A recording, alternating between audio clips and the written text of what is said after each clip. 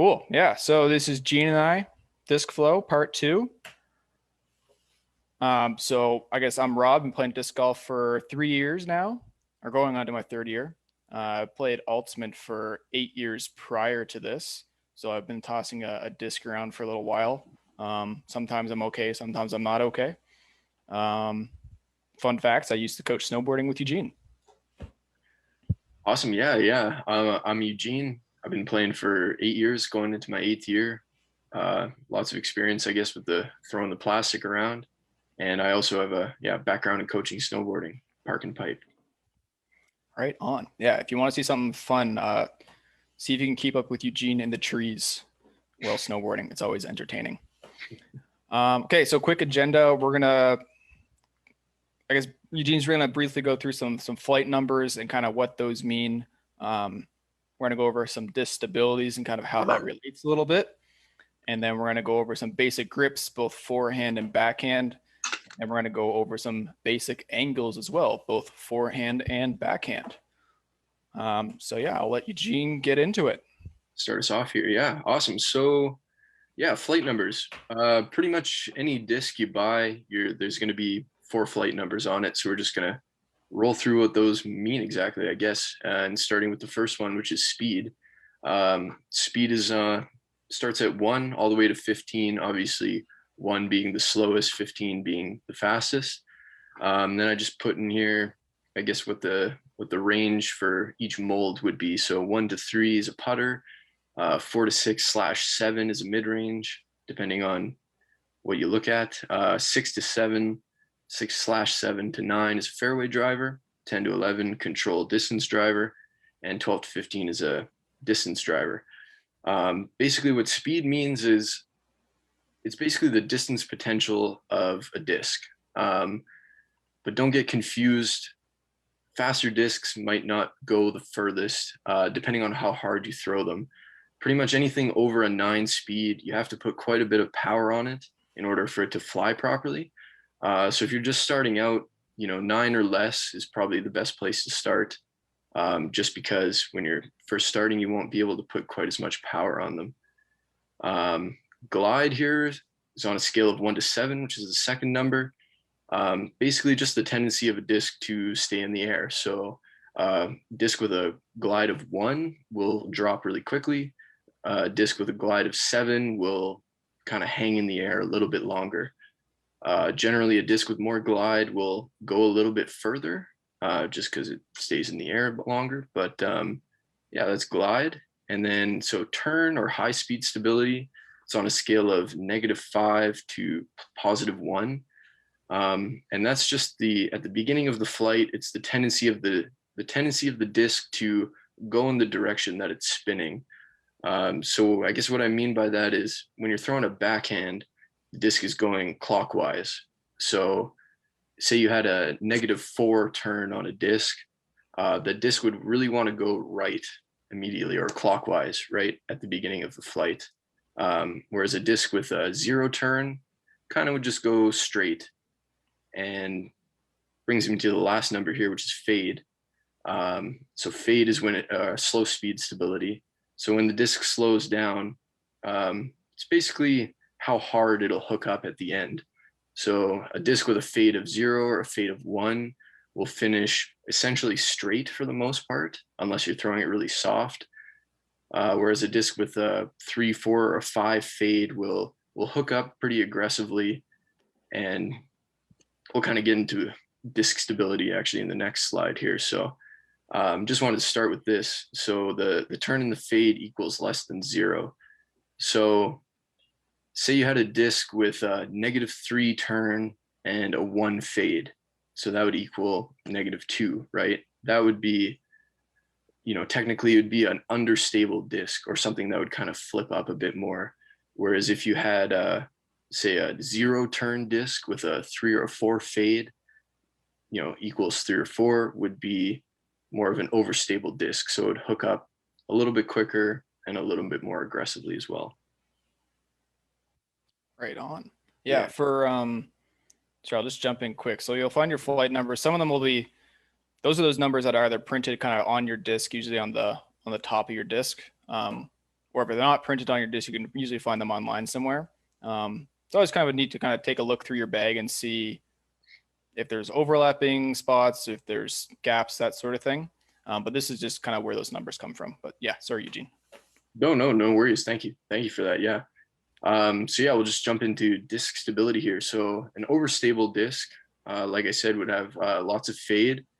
In general, it won't go as far, but a lot of people use overstable discs for controlled or more accurate shots. Although they will hook up quite a bit more, they're just generally a little more accurate because you know that they're just going to go straight and then fade either to the left or the right, depending on how you're throwing them. They're also very useful for the wind. Obviously, when it gets windy out, something that's going to fade a little more will kind of act a little more normal than it would on a calm day. So that's just kind of where that comes in. And we got understable discs. So an understable disc will pretty much always have a negative turn. Well, it will always have a negative turn.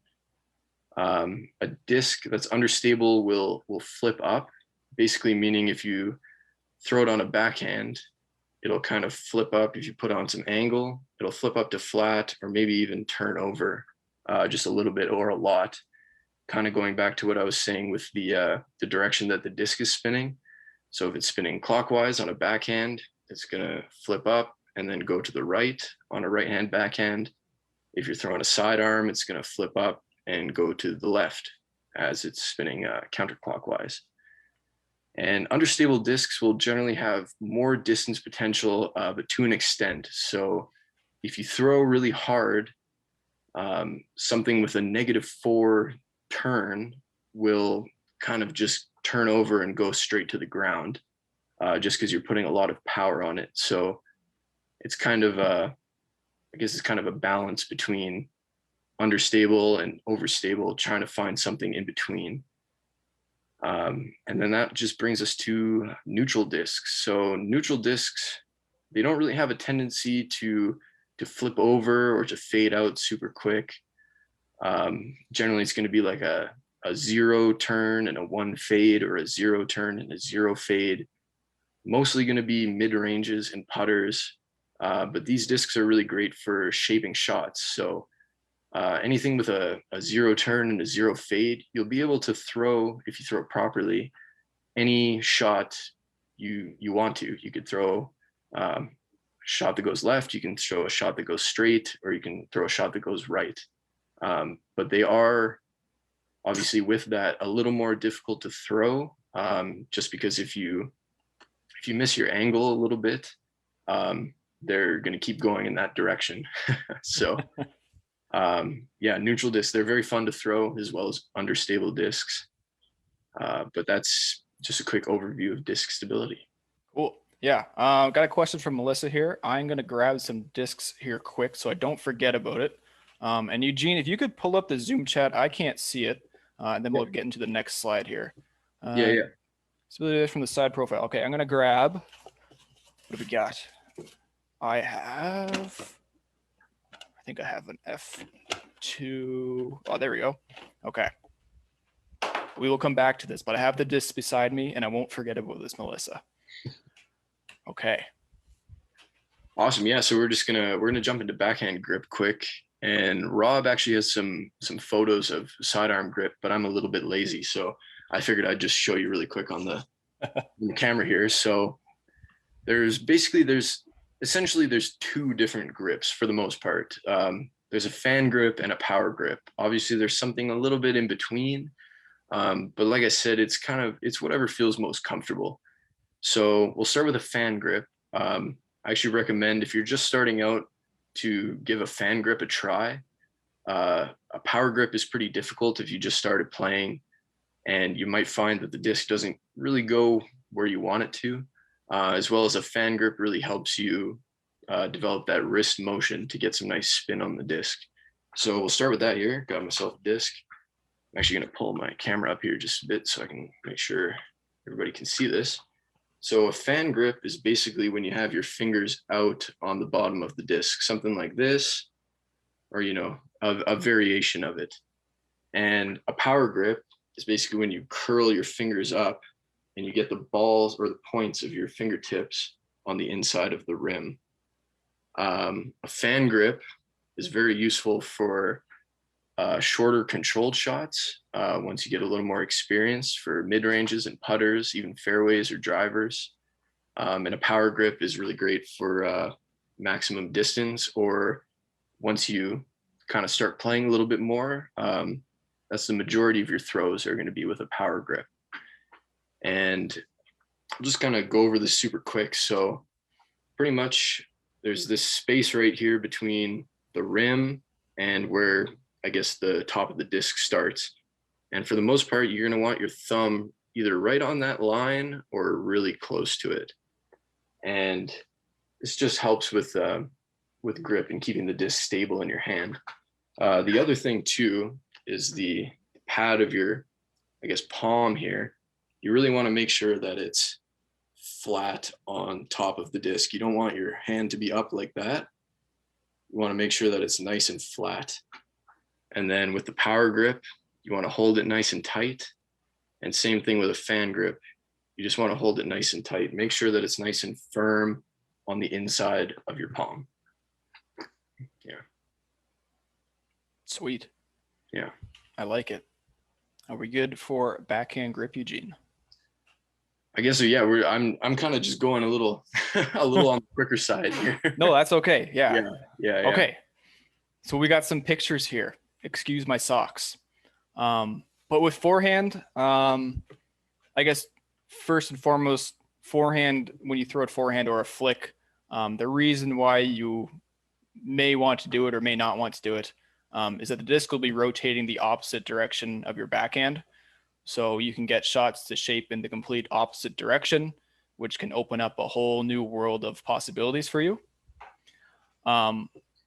With the forehand, there's a couple kind of key points no matter what sort of grip you're using. The first one is, you can see kind of in this one here, does a good job of it, is that the disc is tucked right in between your index finger and your thumb. Making sure that you kind of tuck it as far back as you can is super, super important. It's pretty common that when people first start out, there'll be a big, I don't know if we can get this on here or not. There'll be a big gap pretty much right here where this can flop around and it's not quite secure. So definitely making sure you tuck it all the way in there is super important. The other really important part is that you're kind of cocking your wrist back. A forehand throw is a very active wrist movement. And a lot of your forehand power and control comes from your kind of wrist and elbow. So making sure you're kind of getting full range of motion is, again, super, super important to the forehand grip. So yeah, we'll quickly go through. There's a couple different options here, but most importantly, it's kind of whichever one feels most comfortable for you. So the first one here is kind of a stacked grip where you have your middle finger and your index finger kind of facing upward with your palm facing the sky a little bit. And then kind of pinching with your ring finger on the outside of the disc. And then your thumb is normally pretty close to the edge of the disc, but definitely pinching down so that it feels nice and firm in your hand. I like how I have these pictures and now I'm showing you with another disc as well. Slight variation of this one is, again, a kind of a fan grip, same idea as backhand. That you can use it for kind of control shots or softer shots. Having that little fan grip can help really get the angle exactly where you want it to be. This one's a little bit different. This is a power grip. I personally don't use it, though I know there's lots of people that do, but you're extending your middle finger all the way out on the rim, and then you're kind of curling up that index finger to hopefully create a bit more balance in the disc itself. I find it kind of slips off my middle finger a little bit too much, so I'm not a huge fan, but there are definitely people who use it and who use it quite well. Again, similar to the first one, wrist is still cocked back, disc is still tucked into that little pocket as well. Those are kind of the key points on it. And then this guy here, lots of people use this one as well. This is kind of a stacked grip. So again, pretty similar to the first one. The only difference, instead of your fingers kind of being side by side, they're stacked on top of one another, or I guess like that, usually with kind of the middle finger being on the bottom. benefit of this, which I kind of want to try out myself, I haven't used this one too much, is that you can sometimes get a bit more wrist movement from it. The downside of kind of that first one where they're stacked side by side is that you tend to want to roll your wrist over a little bit more, which we might chat about down the road, but that might be getting on too much of a tangent. But anyways, keeping it, whichever one's most comfortable you is important.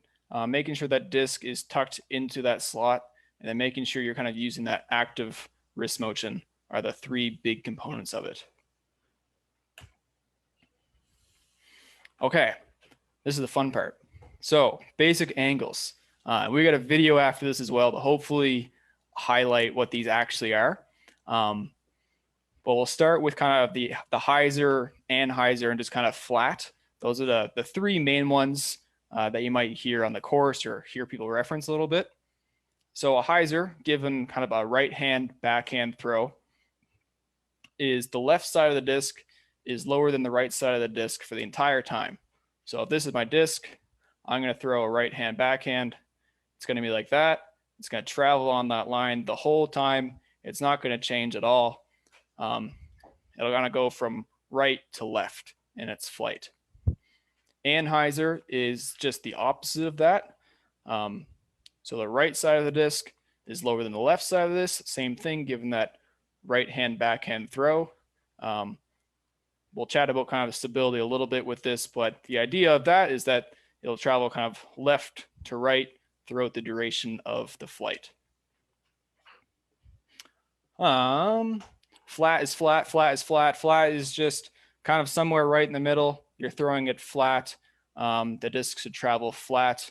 This kind of depends on the disc you're throwing a little bit. But if we go back to what Eugene talked about, kind of those neutral discs, or that shot will go quite flat. If you throw that shot on a hyzer, it'll stay on the hyzer.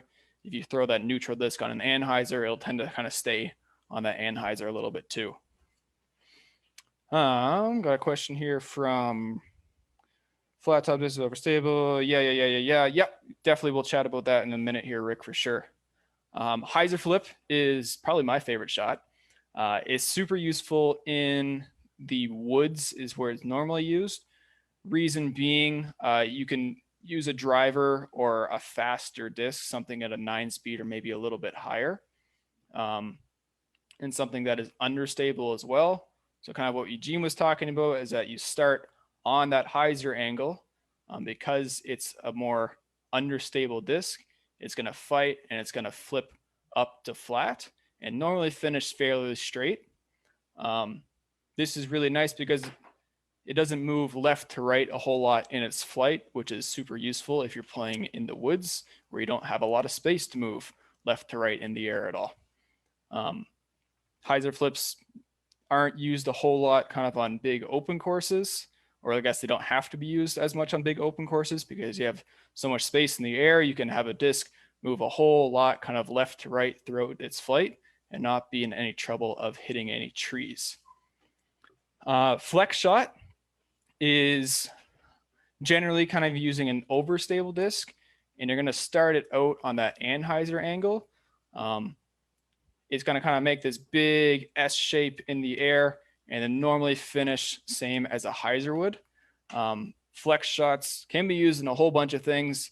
Generally, people might lean on them for longer distance shots. They can be used to kind of get around little corridors or anything like that. But normally you're going to use a more overstable disc with it to make sure you get the finish out of it. Does that make any sense at all, Eugene, or I just talk about nothing for a little bit? No, that made sense. Yeah, like you said, we're doing the super basics, just kind of rolling through. So that made, yeah, you're doing all right. All right, cool. Blank screen. Let me see. Thank you guys. Can you still see the screen all right there, Eugene? Yep. Of course, now it doesn't want to work with the video. That's okay. I've got a backup plan. I'm glad you have a backup plan. Yeah, man. What do we call that video, Eugene? I think it was disc golf angles.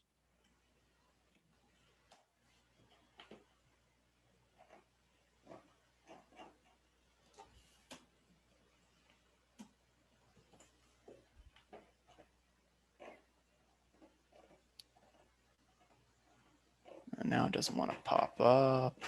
Classic. You know, man, if it doesn't work, we can just kind of talk about it quick. Yeah, maybe let's just talk about it so we don't waste too much time here. Yeah.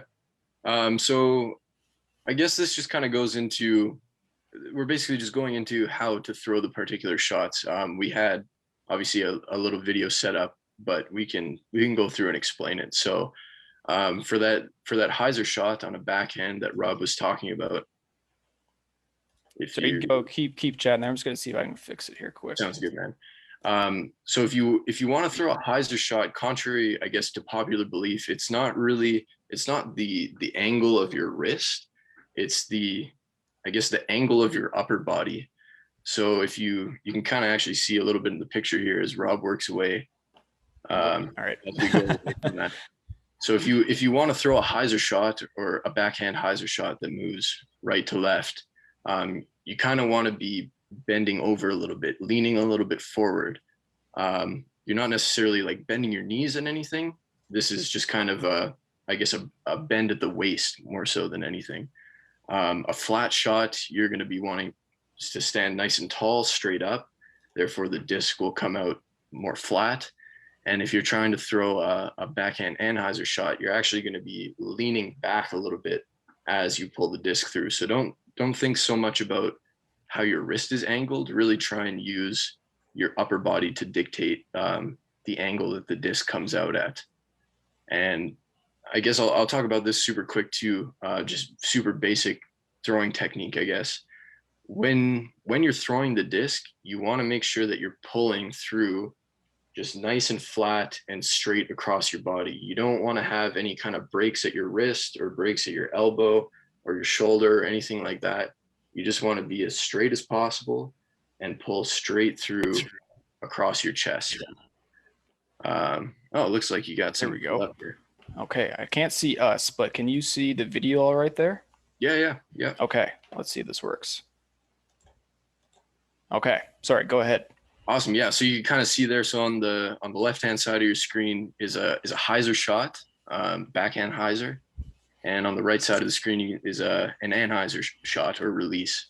So you can kind of see on the left side, I'm bent over just a little bit, and the disc comes out on an angle with the right side of the disc higher than the left side. And on the right side of the screen, anhyzer shot, the right side of the disc is just a little bit higher, or sorry, the left side of the disc is a little bit higher than the right. And you can kind of see I'm almost leaning back a little bit, excuse me, out of the throw. So, smooth. Thank you. So you can kind of see how those, and then this is just a quick shot from the front. Once again, on the left-hand side, can't see quite as much, me leaning over, but the left-hand side was a hyzer release, and the right-hand side was an anhyzer release. You can just see a lot in the follow-through, just where my upper body is. The lower body stays the same. It's just the upper body that dictates the angle of the disc. So as well as the, like I said, the pulling straight through across your chest, nice and straight. That's really, really important. You don't want to be throwing from your hip to your shoulder or from your shoulder to your hip. You just want it to be nice and flat. Yeah, I think that's really key. Once you kind of get that flat release, then you can really dictate the angle just by kind of moving your hips, either bending forward or leaning back. And you'll get completely different shots of that. But once you figure out that kind of flat release, that's really the golden ticket to a lot of different shots.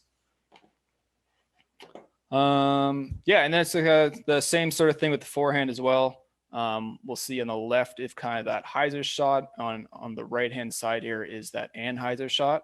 So everything just kind of flipped from the backhand. But you can see with the hyzer is that I'm leaning over quite a bit more. And then on the anhyzer one, I'm standing up a bit taller, and the reach back is a little bit higher. But I'm not changing my arm or my wrist a whole lot. I'm just kind of moving with my body to make that angle change. Yeah, Three Sisters. If you haven't gotten out there to play Three Sisters before, it is a super nice beginner course for sure. Yeah, again, same sort of idea on the left there, really leaning over. trying to exaggerate that hyzer throw. And on the right, I'm starting a bit higher, but I'm still going to try and keep that same angle all the way through. And I hit trees on all of those shots. And look at that, Simon Lazat's up next. Some nice technical work there, Rob. Thanks, buddy. Yeah. See if I can share the PowerPoint again here.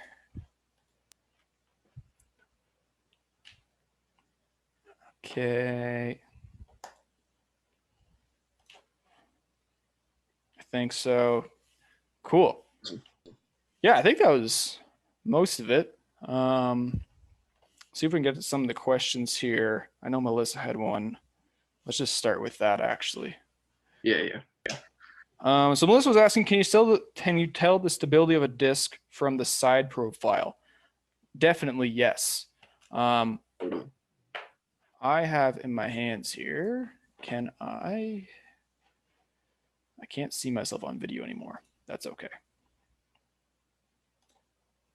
Oh, wait. There we go. Now I can. Okay, so I have, I guess they're two. Yeah, they should be easy enough to see. So this is an H5, Prodigy H5, which is a fairly understable control driver. And then in my right hand here is an F1, which is a fairly stable fairway driver. If you can tell from it, if I can get it up close enough there, a more overstable disc will tend to have kind of a more flared out wing, which you can tell by this guy here, where it's going to kind of catch more wind. It's going to finish sooner and faster. I'm definitely no aeronautical technician person or an engineer or something, but it's going to fight the wind a lot harder and it's going to finish it a lot faster. Whereas the one on the left here is a much slimmer profile. It's going to cut through the wind a lot more and won't finish out nearly as fast. So that fade won't come in nearly as strong. Eugene, do you know the numbers on these guys? F1, it's like I'm pretty sure F1's a 0.3 and an F5 is a -2. Sorry, it's H5. H5. Oh, Yeah. H5 is a -3, -3.1. Okay, perfect. Yeah, so two very different ends of the spectrum. I don't know if you can catch it. But yeah, definitely the F1's got a much thicker and taller rim compared to the H5, which is a heck of a lot slimmer.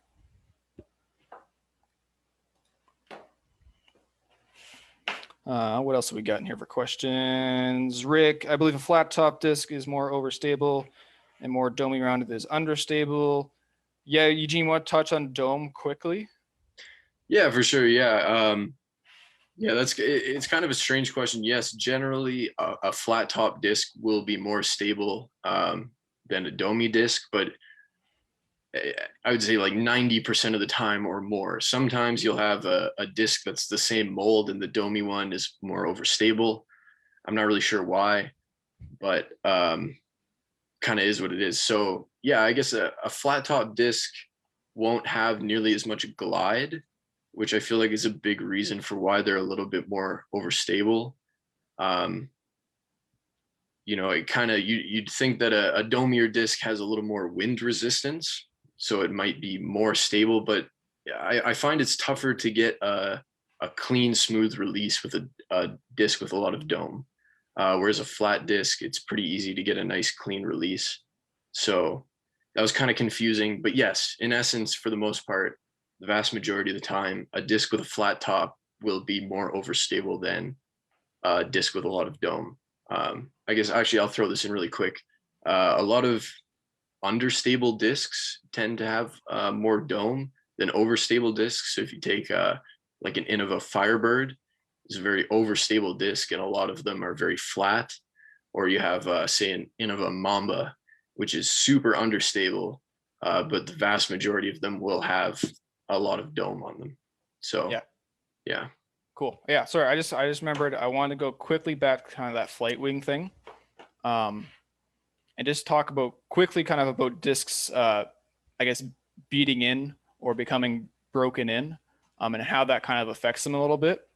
If you have a disc you like and you throw it really well, it's always kind of a fun idea to get the exact same disc, but in a different plastic. And you can start to figure out how that's going to affect the flight. Because normally they come in the wings on those same discs will be pretty darn similar. But as you inevitably hit trees and land in the ground, this flight wing is going to get beaten in more and more and more, and it'll start to kind of round down a little bit.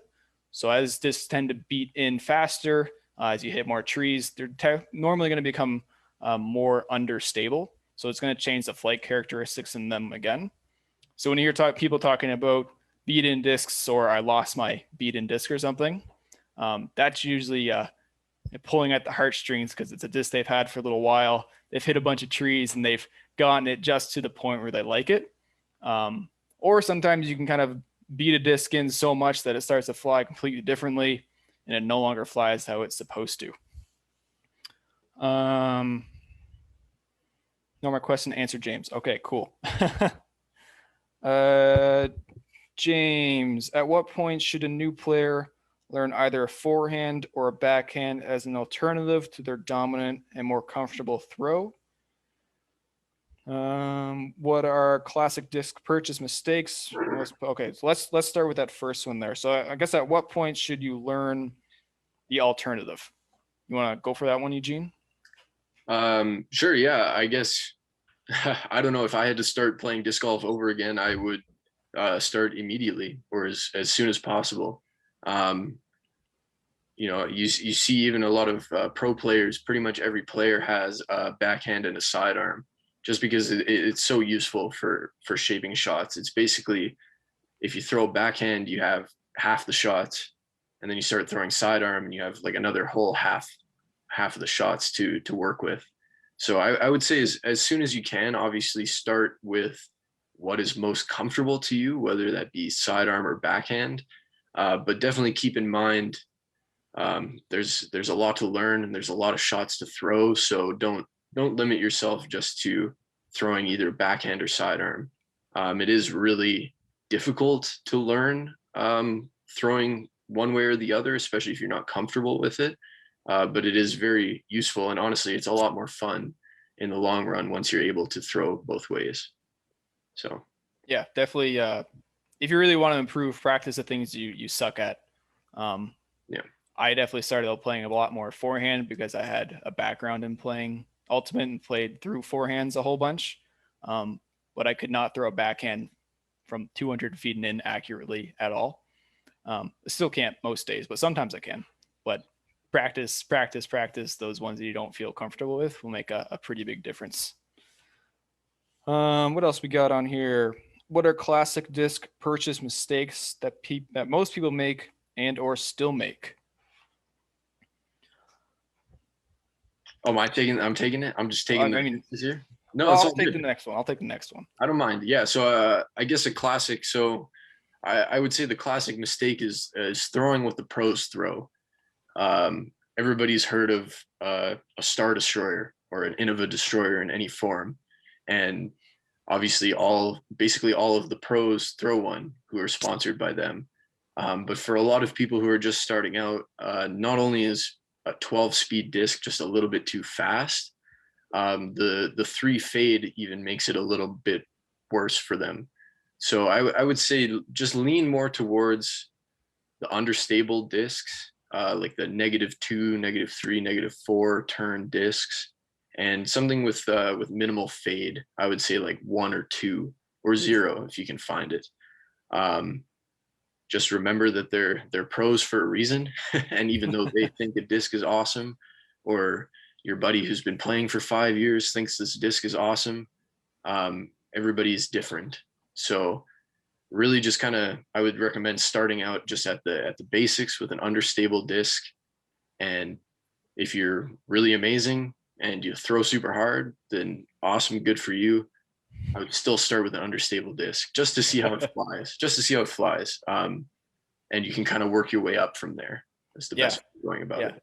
I think tying back to that, figure out that flat release, figure out how to do that.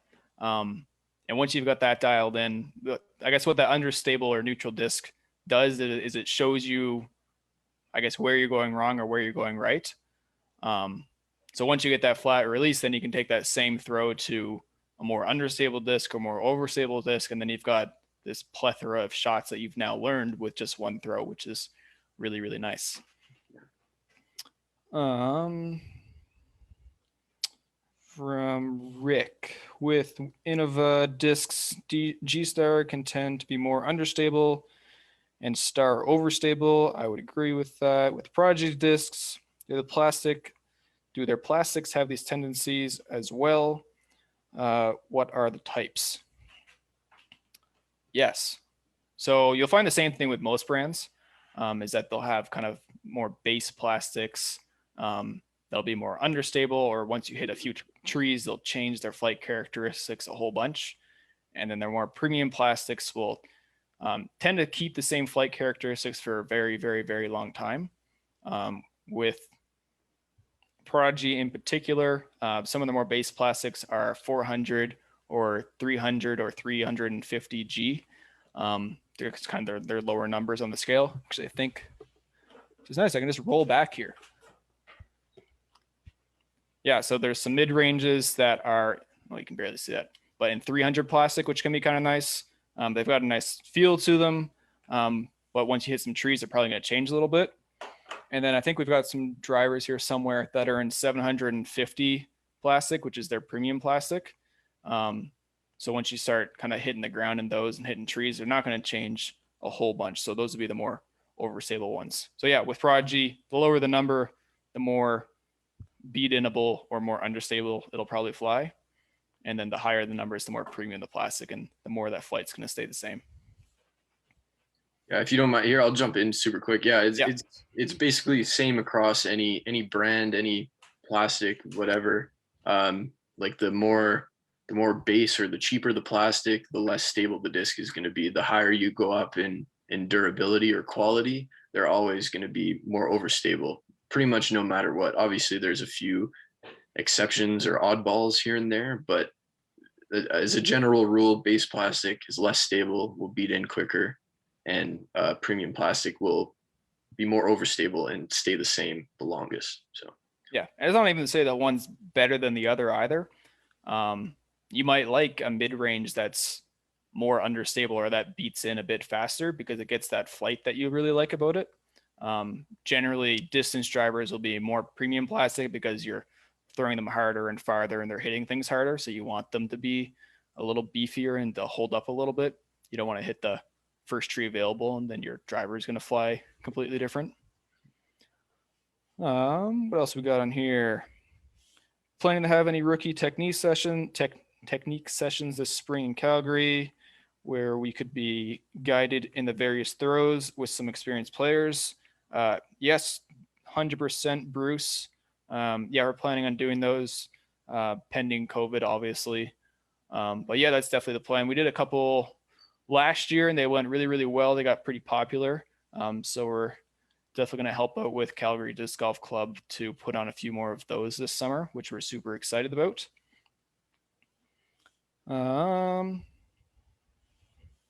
Let's see here. We are definitely over 7:30, but I think that's okay. Oh yeah, that it's long and gone. We're just rolling now. We're just rolling. Yeah. Yeah. If you guys have more questions, fire away. Keep them coming. I'm gonna keep drinking coffee at 8 o'clock. I'll sleep later, I guess.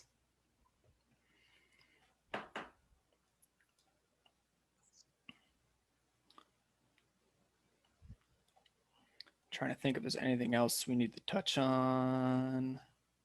Oh man, I feel like we could have a whole separate video kind of just building off this once again.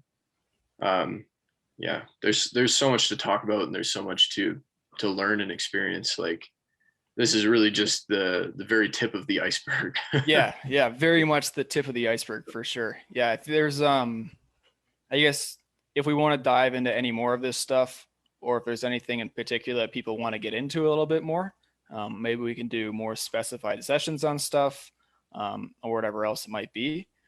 Just kind of fire a message to Calgary Disc Golf or just shoot us an email as well. James, what slots in your bag do you want to make sure you have covered for any course? I mean, it depends what course you're playing, but the slots that I make sure I've got covered normally is an understable mid, a neutral mid, an overstable mid, and I like to replicate that again in fairway drivers. I don't really have a whole lot of understable distance drivers. I don't really have the arm speed to throw them super far. I'd rather throw kind of that 9-speed fairway driver a bit more controlled and accurately than hoping I unleash hell on that distance driver that one time. But yeah, I like to have kind of that understable, neutral, and then an overstable slot. Having that for any course is great, and obviously it'll get a little bit different if you're playing in wind is a big one. Wind affects the disc a lot, whether it's a headwind or tailwind. Disc stability and kind of the speed and how hard you're throwing a disc is relative to the air around it, not the ground. So having more overstable stuff for very windy days and having more understable stuff for very windy days is super important. Yeah. You got anything to add to that, Eugene? No, I guess, yeah, I don't know. I've never really been somebody who kind of has a different set of discs for every course. I feel like if you have discs that you can shape shots with, that's really all that matters at the end of the day. Similar to Rob, kind of have for each mold, putter, mid-range, fairway, driver, kind of just have a variation of discs, 3 or 4, from understable to overstable. Things like Rob was saying with the wind, especially, things can change really quick. So you might have a disc that you honestly never really throw that often, but when it gets super windy, it's the only disc you throw for the most part. You know what I mean? Or elevation obviously has something to do with it, but maybe maybe getting a little too into it. But so yeah, I find it's funny. I definitely have discs in my bag that I don't throw, and then it's like ripping hurricane winds and tornado winds outside, and then I throw it on every hole. Yeah, exactly. Yeah. Cool. Yeah, the most important thing is that you have discs that you know and that you're comfortable with and that you can throw multiple shots with is really the most important thing, whether that be 4 discs that you know really well or you have 25 discs that you know really well. The important thing is that you know how to throw them and you know how they're going to fly. That's really what it boils down to at the end of the day. So 100%. Yeah, the more you know your discs, the more you can shape them and play around with them and see what works and what doesn't work. Yeah. Cool. I think we got one more question, then we'll probably wrap it up. Any recommendations for players just starting? I'm assuming that's any recommendations on discs for players just starting. Yeah, probably leaning towards those more understable or neutral discs. And maybe various molds. So usually a putter is nice to have. Some sort of mid-range mold is good to have, and then maybe a fairway driver. Again, probably staying away from the distance drivers until you get a bit more of that form down. But if you want to try them out, go nuts. No one's going to stop you. Eugene, you got any discs in particular you want to kind of list out there? Sure. Yeah, I don't know. Me being me, I always go back to Innova. It's kind of the more popular, kind of just standard one. Like a putter. Putters are kind of, you can pretty much throw any putter unless it's an overstable putter. So something with like a 3 or a 4, basically more than a 2 fade. You might want to stick away from it. That's more of a throwing putter, but basically any other putter you can throw just fine. The only thing that really changes is the shape of them. So some of them are deeper, some of them are a little wider. But yeah, as for plastic mid ranges, a buzz is a really, really popular mid range. It's pretty neutral, super easy to throw. From Discraft, a rock from Innova, also very popular mid range. An M4 or an M5 from Prodigy is very popular. And then I guess from kind of the trilogy side of things, like a compass or what's the word? A truth. Those would be good mid ranges. As for fairway drivers from Discraft, you're looking at like a Mantis or maybe an Undertaker if you have a little more power. Innova, you're looking at the kind of Sidewinder, Roadrunner, Valkyrie sort of range. Also, I guess from Discraft, there's the Express. It's kind of an older disc, but it's a pretty nice fairway driver. And then from Prodigy, you're looking at anything kind of on the higher number range, so like an F7 or an F5 would be good places to start. So yeah. I think a good place to start for beginners as well is to find those starter packs from all the specific brands, whatever brand catches your eye, sort of thing. And they do a really good job of having kind of those more understable or neutral flying discs. They're usually pretty inexpensive too, which is nice. Some of them come with bags, which is kind of cool. But that's kind of a good one-stop shop to get you started, and then you can kind of flesh it out from there and move on and figure out what you like, what you don't like, and kind of pick and choose from there. I guess moving on from that. But yeah, I think starter packs are a great place to start for sure. Definitely, yeah. As long as they're not too light. Yeah. Yeah, you don't want to get like a 140 gram or a 150 gram starter pack for the most part. It's just going to be a little bit too light. Is all. Yeah. Yeah. Definitely. Yeah. If you're smaller or your kid or something, those lighter ones might work. Or if you're not throwing it super hard, then those lighter discs again might work. But if you're got some meat on you, I'd probably stick away from those. Probably stay to the heavier discs might be a bit better of a choice. Can you make a link or share your PowerPoint with nice sessions? Yeah, I think we're gonna have everything posted up on the Calgary Disc Golf YouTube page. I think it should be on the Facebook page as well afterwards as well. So yeah, I think everything's getting recorded from this, which will be great. Cool. All right. Well, thank you. If you guys are looking for beginner stuff or discs or whatever it might be, feel free to use the code webinar10, all one word, at discflow.ca for all your disc golf needs. I think we've got a whole beginner section on there, so you can go through and see what works, what doesn't work. There's starter packs that we talked about. There's some of the discs we talked about on there. So yeah, feel free to browse around and see what works for you guys. And yeah, if there's anything specific that we want to talk about in a later session, later this month, or maybe stuff we want to put together for those clinics, which we'll definitely be doing, feel free to fire us an email, which is again on the website, but it's also just contact@discflow.ca. Awesome. Yeah, awesome. Thank you so much, guys. Thanks for coming. All right. Yeah. Have a good night.